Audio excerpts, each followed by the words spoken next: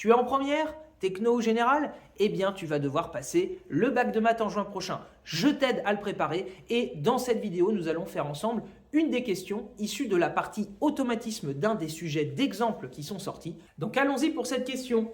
On nous dit la forme développée de x-3 facteur de x plus 2 est, et il faut sélectionner la bonne réponse parmi les 4 qui sont proposés. Donc allons-y, je peux déjà réécrire l'énoncé, x-3 facteur de x plus 2.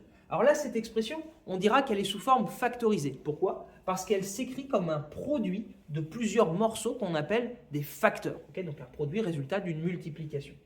Et obtenir sa forme développée, ça veut dire qu'au lieu d'avoir une expression qui est sous la forme d'un produit de plusieurs facteurs, il faut qu'à la fin, on ait une somme de plusieurs termes. C'est pour ça qu'on dit un peu parfois vulgairement que développer, c'est transformer un produit en une somme. Donc là, techniquement, comment est-ce qu'on va faire ça? Eh bien, en faisant ce qu'on appelle une double distributivité. C'est-à-dire que là, eh bien, je vais distribuer chacun des termes du premier facteur sur le deuxième par une multiplication. Donc allons-y, x fois x, ça fait x au carré. X fois 2, ça va faire 2x. Moins 3 fois x, il faut que tu fasses attention. Chaque nombre, il faut bien que tu tiennes compte du signe qui le précède. Donc là, quand on s'intéresse au 3 qui est là, il faut bien prendre le signe moins qui va avec. Donc moins 3 fois x, bon, le signe qui est sous-entendu devant le x, c'est un plus.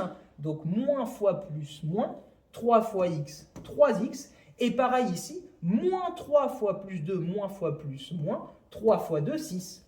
Et maintenant, on va réduire cette expression en rassemblant les termes de même degré. Donc en termes en x au carré, on a qui? On a seulement x au carré.